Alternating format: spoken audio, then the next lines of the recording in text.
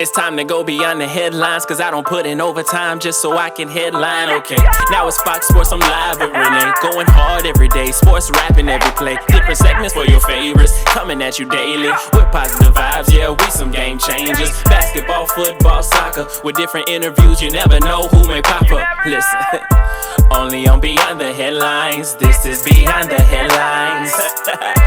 Only on Beyond the Headlines, this is Beyond the Headlines. Only on Beyond the Headlines, this is Beyond the Headlines with Renee Washington.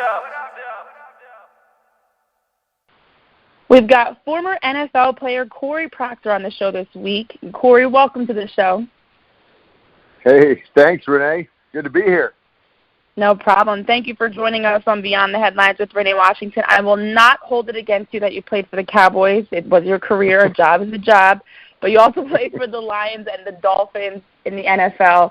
Take us through the moment from when you were getting drafted and going through the whole process as a rookie transitioning into the league. Well, I tell you, it is a process for sure for a lot of guys. A lot of guys, it's a little more seamless than others. I went undrafted to the Lions in Detroit, and I was cut in camp, put on practice squad, so I was there most of my rookie year. The first 11 weeks of the season, anyway, with Steve Mariucci right before he was let go. And, man, I needed that. I was one of those guys that needed that time on the practice squad. I mean, I was coming in from, some pretty rural areas, suburban-type areas, into a more inner city, which was a complete culture shock for me. And it was really cool, though, because, it totally expands your perspective and your own territory and domain and what kind of God puts into your life and what he's wanting you to do. And it was just really cool because I needed that time to adjust, to settle down into my own athleticism because, you're a young guy playing with men all of a sudden. Exactly. And so, this isn't a guy who's potentially just 3 or 4 years older than you in college. This is a dude that could be 10 years older than you and is fully developed into his man body. And you're like, holy cow, this is a giant monster that I have to block. All right. So it was really good. I mean, I remember that because I had to go up against, we had guys like Big Daddy Wilkerson and Shawn Rogers. These guys were, these are prominent D tackles in the league for a long time, and so that was just a huge experience for me to get my feet wet in the league.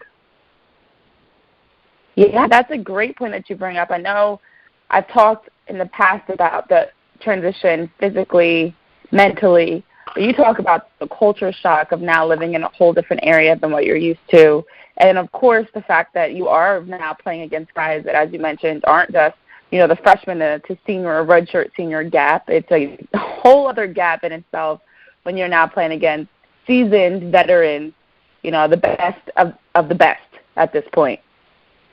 Do you have any moments that you were like, where it really hit you in the first year or two? Like, I'm the new kid on the block. I'm the young rookie. That maybe that veteran maybe with a tackle or a play that really was like, wow, I'm where I want to be, yes, but I still have some growing to do. A growing pain moment, I guess you can call it. Shoot, that was that whole that training camp in Detroit. Okay. And that was, a lot of guys, we can be athletically with just helmets on, just shells. You can look great. And do really well, and that's kind of where I started, and Detroit really liked me, and that's why they kept me on practice squad. So like, hey, this guy works smart, gets the plays, and doesn't make many mental errors. But when we put the pads on, it's a totally different story. And so now you had those same guys. Those guys like Corey Redding, who was in Detroit and Baltimore for a long time, and I can't remember where else he played, but great guys. But a couple of those times, man, those dudes just picked me up and tossed me. And, oh, wow. And I'm like, you come from, I was an All-American in Montana my senior year, and, playing for the national title and doing really well to that moment. It kind of puts you in your place really fast. And so you all of a sudden you feel like that freshman all over again. And so that's, those are those times. But it was cool because, all right, yeah, plenty of times they put me on the back or throw me around like a rag doll, but I could settle in and ultimately start getting my feet under me to a point where I could battle with them. And that was cool because then that's when later in the years when I got picked up in Dallas and for the last 5 games of my rookie year, and now I'm here playing with guys like Leroy Glover, Greg Ellis, DeMarcus Ware. I think that was his rookie year or second year.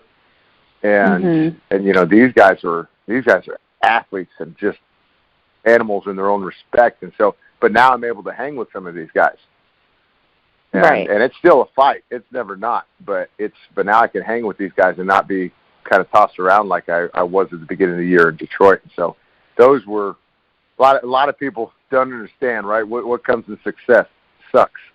you gotta suck before you're any good at anything. And so, and I was every bit of it at the beginning of the year.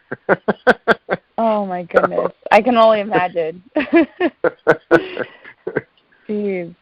Yeah, I know. I remember the moment. I mean, my professional career was not as long as yours in soccer, and I remember that moment where I was like, "Wow, I'm not in college anymore." It's that like Dorothy moment. We're not in Kansas anymore, Toto. Like I was like, "Holy smokes!" Like I am here. Watching it is one thing, but once you get onto a practice or a game and you're playing, it's like a whole different eye-opening experience. But you also, for you playing guard, playing center. That's a big part of that is you are playing against, you're going up against the biggest of the NFL players, and so that's something where I'm sure you had, as you talk about guys picking you up in practice, that in itself is probably an adjustment because these are guys that are moving, they're quick, they're agile, and you're going up against them head to head, and that's, can only imagine. So when you were transitioning from, the Lions to the Cowboys, to the Dolphins, I know a lot of people talk about, having your life uprooted as a professional athlete and having to move to a whole different location and start all over again. Can you talk to us about that experience as well? When you were signed to a new team and now you have to pack up and go somewhere else and start all over?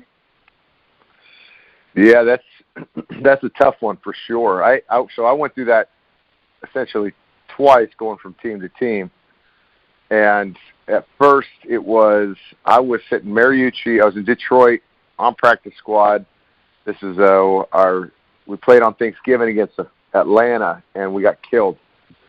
And the next day, Steve Mariucci was our head coach. He got let go. And so now we're having these meetings. And that very next Tuesday night, about 9 o'clock, I was at Chris Chelios, the hockey player's bar restaurant, with a couple other guys.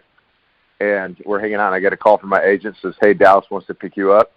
And we had some back and forth between the teams going on, but ultimately chose Dallas and had a 6 a.m. flight out. And I'm sitting there packing up what little I had, but packing up everything I had into my truck. Shoot, just a week before, I had an 86 Fleetwood Cadillac that I had to trade in for a truck. I'm going 30 miles an hour down the highway because I couldn't get above speed limit. But transmission had gone out on me. But I'm in this place. I packed up all my stuff, and now I got to leave and get to Dallas. And I go through physicals. I don't even go to morning meetings. But I got 10 a.m. practice. I go through physicals. Don't have any breakfast. Don't have nothing. Go straight out to practice. Do that. Go lift. They require you to lift before I ever get any food again. And it's, you get thrown into the fire now, and there is no time for you to just get your feet under you. It's jump in the fire or jump in the water and sink or swim. And then the second time was when I got cut from the Cowboys. I had another second round tender on me, so I had a little bigger price tag, and they let me go. They were trying to trade me, ended up letting me go, and I went on a week carousel ride visiting teams and ended up landing in Miami. And that second time was a lot more stressful because it's not like, hey, you're going to Dallas now. And it's not like, hey, you have a set place to go, but now you're a free agent. I think I'm engaged to my wife at the time, and we're trying to figure out what to do. And so agents helping us out, but a lot of people don't get during those times that your family and friends and everybody is just beating down the door on your phone, so it's not like you keep a charge to save your life. And so everybody wants to know what's going on, but you have these teams hammering you, these coaches recruiting you, trying to get you to choose them. They're recruiting other players to hammer you or your spouse to try to get you to return their calls and texts and all these. So you're getting attacked by all different angles, and it's stressful. It really is. But so we ended up choosing Miami and went down there and with Tony Sperano, who was my head coach or O-line coach in Dallas before that. And you know, there was a little up and down season right there too, where I ended up ruptured my patella tendon and ending my career. So those are nerve-wracking, not just nervous, but you're trying to please coaches and your family and your agent and everybody around you, and it's a hard place to be. And so for a lot of people outside, they don't understand that those are times for a guy to be selfish with his family, his wife, or if it's just him, it's just him. But agents, because those are crucial decisions that have to be made during that time, and it's crazy stressful.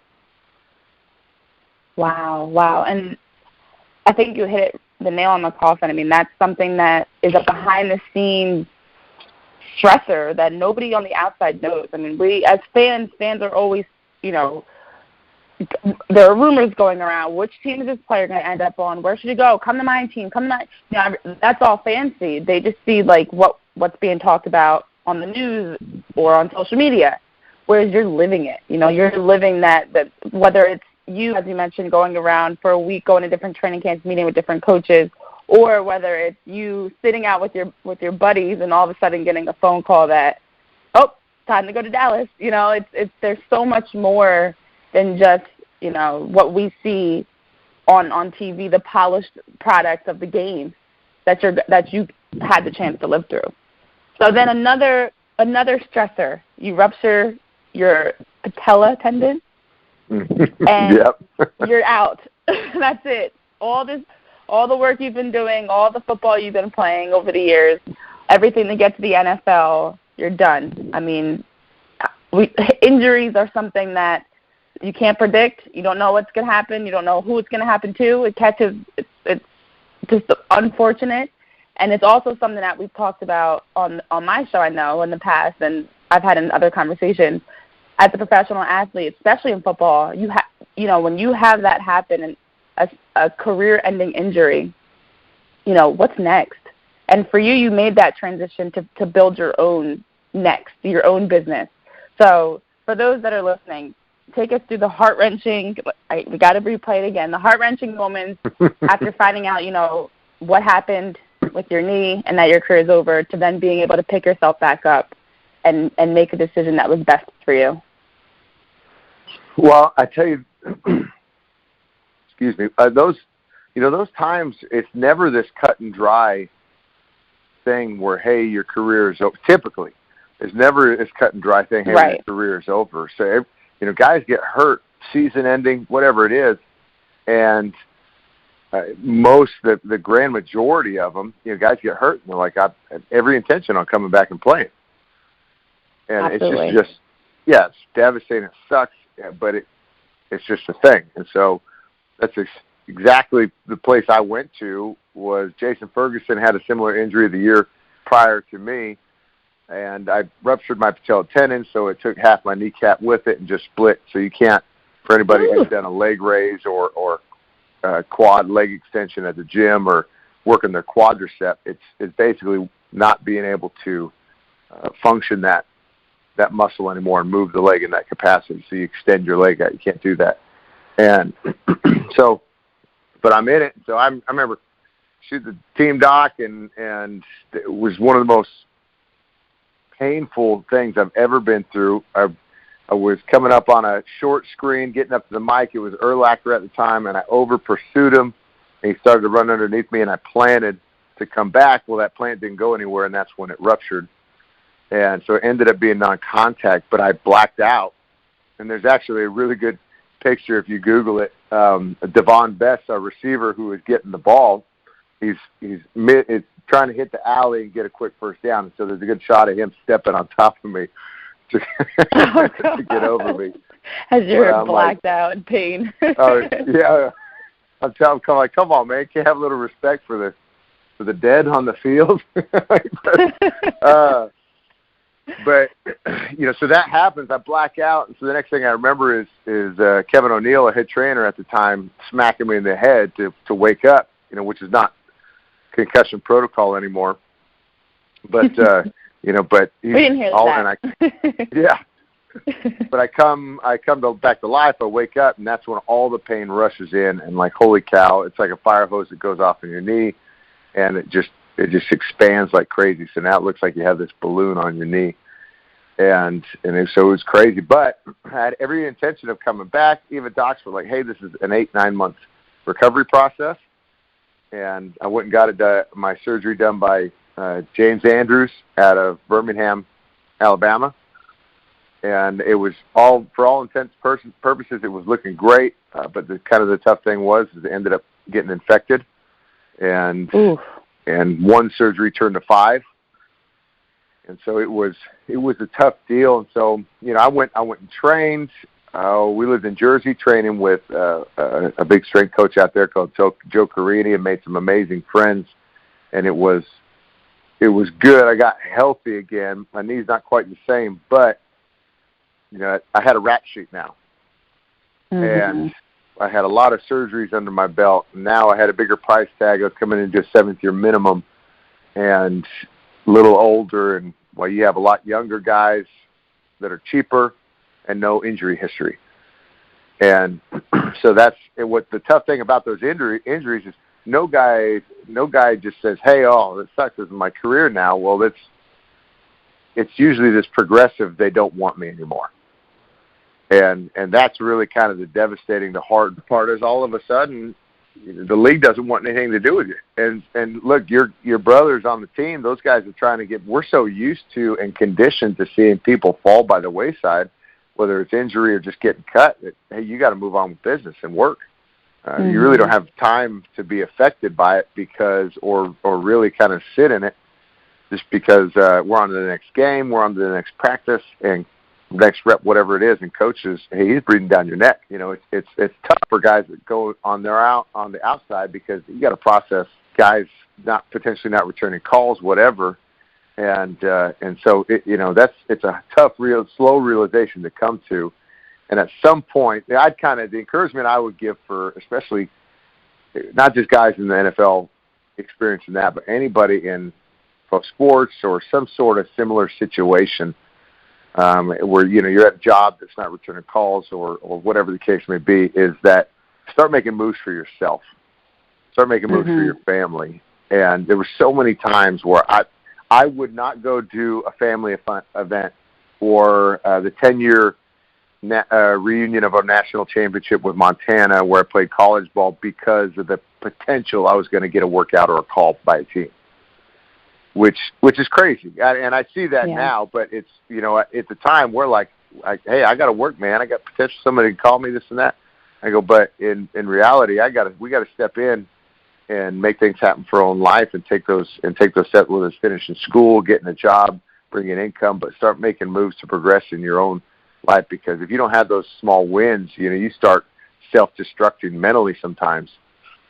And a lot of those times we've gone through that as we shift through those identity struggles from an athlete. It's like, hey, I played football, that's all I did. As we shift from that, we got to have some sort of progression and wins in our life to stack up to really gain some momentum into the next phase. And it wasn't until my wife and I made that decision, we're like, hey, we got to start doing something for ourselves and stop waiting on these jokers to call us, Yeah. And so until we did that, this is where we came back to Texas, bought our first home, enrolled back in school to finish my degree and start making moves to pursue what I wanted to next. And that ended up starting my own company, and a lot of different things took off. A lot of great God moments happened,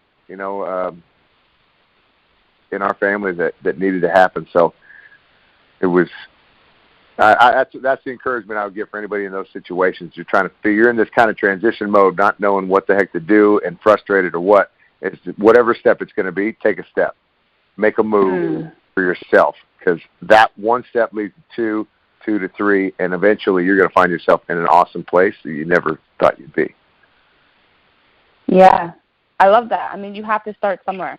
In order to make progress, to get out of whatever situation that you're in, you have to make a move. And even if you don't know what move to make, I like that, just to start somewhere, whether it's just grounding yourself in your faith, in your family, taking a day for yourself, simple as a personal day. Give yourself a personal day. I like that concept, because that's something that, as you talk about, you had to go through, but on so many levels people go through that and just feel so stuck and helpless.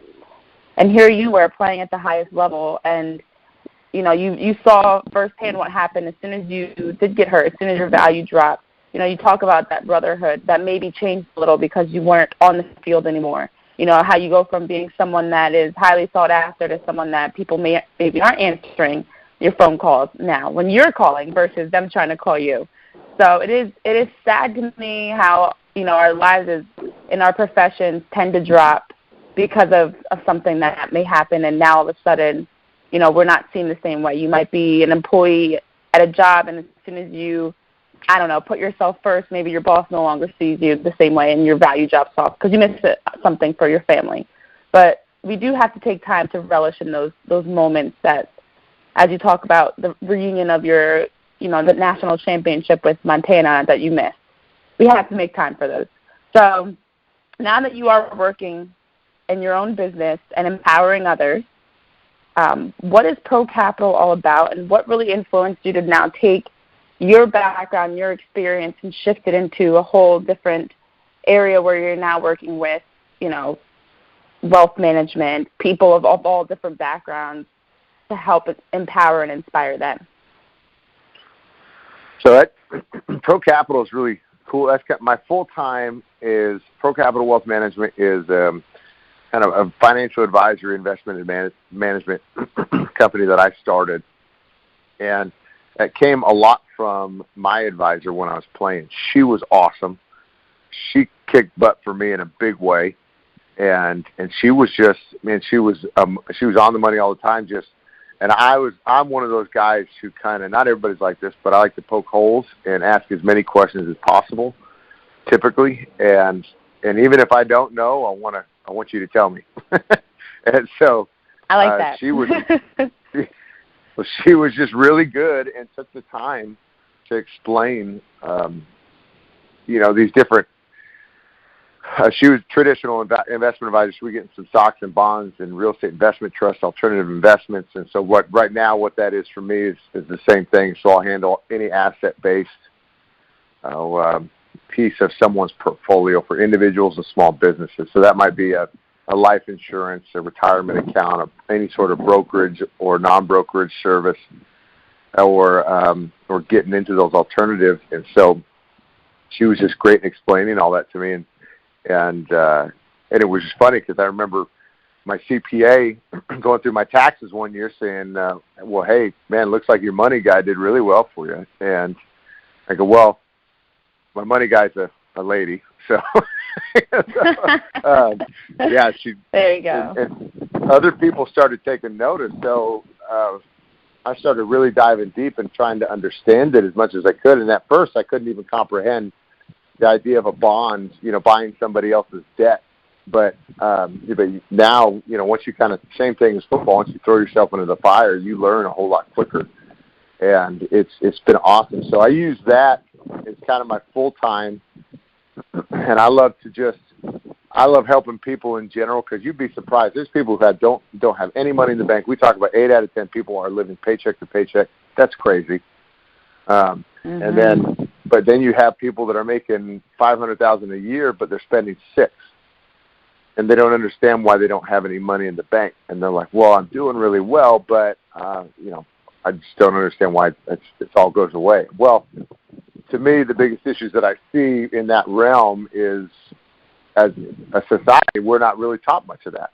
We might be taught to balance the checkbook one time ever, but we're not really taught to dive into the business of our life and understand our home cash flow and really what it's like to steward that. And so what I'll do is I'll start with anybody that I'm working with that doesn't have an understanding yet. I'll say, okay, let's start on the first of every month. We're going to put it on our calendar as a reminder, so we come back every single month, and we're just going to dive into our accounts. And that's our income, it's our expenses, our credit card, our bank statements, all these different things, and just jump in them. And when you start doing that, you start having a whole lot of, I don't want to cuss, but like, oh crap moments. I didn't realize I was spending on this. I didn't realize I was spending that much, or I was spending that much at Target or Walmart, or, eating out, or all these different areas. And you're like, dang. And so all it does though is, by you jumping into that, it brings awareness to your life, right? To you and your mind. And so now you start thinking twice before you go eat out. You're like, man, maybe I'm going to make a sandwich tomorrow. And so that's all it does is start bringing awareness to people. And so a lot of times they start taking control of that themselves. And that's what's cool is okay, so now they control the expenses, they maximize their money-making behaviors, and now they're in the green in a big way. And so those are really cool. And so that's what Pro Capital is all about. That's getting people's portfolios growing, putting them to work, and helping them figure out their financial situation. And then past that, man, that's what I say. God's given me a platform from football. It's been pretty amazing, and through that, He's given me and a lot of other people a platform to speak off of. And so, just because of that, I don't know why, but speaking engagements came into my life, and that's probably 60% of them are faith-based right now. I'll do a lot of men's conferences. Gateway Church here in the DFW Metroplex, Dallas-Fort Worth, they took me to Israel last November, so I got to see the Holy Land there and just get a whole lot more context into my own faith. And then a lot of other corporate events. Apologize, the wind's blowing. But a whole lot of other corporate events where I'll come in and speak on leadership, on execution, performance, team building, and speak to a lot of testimony pieces, like how did I make it to the next level? How did I create my next step in life in my company, and get a group of people to compete together. And it's just been so cool because, so many people don't understand, and this is why I say this is a God thing, because it took Him bringing people into my life and out to really understand the equippings He put in me. And a lot of people, it's funny because you'll go up and say, Renee, you're on camera, you're reporting, so you probably started to understand this, or already fully understand this, but how many people could you ask to get on screen or up in front of a crowd and talk, and we'll be like, I don't know what to talk about. Right, yeah. A ton. Yeah. But really, the issue is not that you can't, that anybody can't, it's that they don't fully understand their own testimony, their own life, the stories that they've been given and they've had to walk through, and what kind of weaponing that's become for them. And that's what's really neat is all of a sudden you kind of ask those questions, and I'm sure you've seen a ton in these interviews, is you get somebody, you really pull a story out of somebody, and they might have some revelation moments where they're like, oh, dang, that was a big deal in my life. And that created those moments of realization that, man, this moment that I walked through created the strength in me to walk through the next. And that's why so many times, especially as athletes, you're talking about what are you talking, transition? Yeah, transition's hard, but you've made it to the top level. You'll do it again and again and again, no problem. Not gonna it doesn't take work, but you're gonna sharpen that sword. And this is why I love athletes, because we're programmed to go execute. And I know when we jump in this kind of water of question mark, or this big question area, there's a little bit of hesitation, but I have even if I don't know, I know God's got my back. I know I can execute, no problem. It'll just take me a minute. Give me a minute to figure this out. I'm going to get it done. Right. And that's the same way with so many other people, even outside of athletics. But it's so cool because when you get some people to realize that, and then like I push faith on anybody, but you realize you partner with the guy who made you, the one who made you, to do that, you will expand exponentially in such a huge way. You'll start having those massive mountains of growth that you didn't realize were even possible, and things will start coming in that you'll just kind of throw your hands up like, what just happened? Yeah. And that's what's so cool. It's just like, I mean, like this, I've seen your posts on Twitter about making the next steps all those times. We had one the other day. Coach Kurt Hines posted, what did he say, less than 5% of athletes make every single practice, workout, and how many make it to the next level in college? Less than 5%.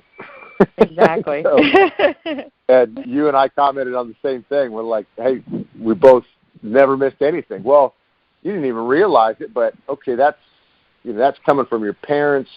There's a bunch of confounding elements, but coming from your parents, the work ethic that they had, the drive that somehow, like, the importance of being there was in you intrinsically, and then what it meant for your coaches to pour into you in a positive way or to drive you.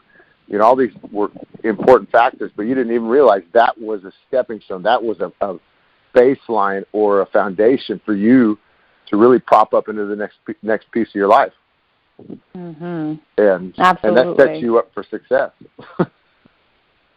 And you touch on so many different things. Stepping stone is a phrase. I love that phrase.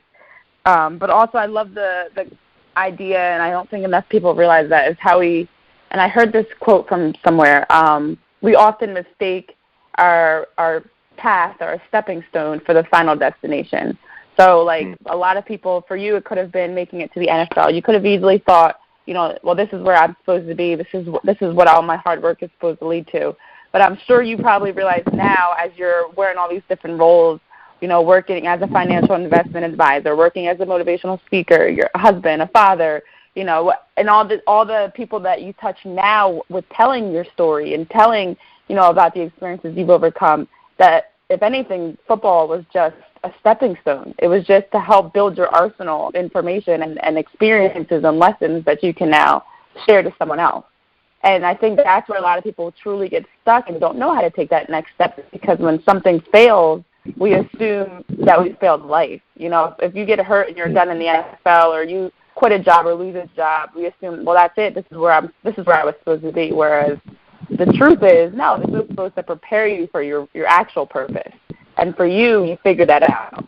So that's incredible to me that you now, I don't know what your life was then and what your life is like now, but it sounds to me like you are in a better place now than where you were before, when you were unsure of what was next. But you've created the next. You're living the future now.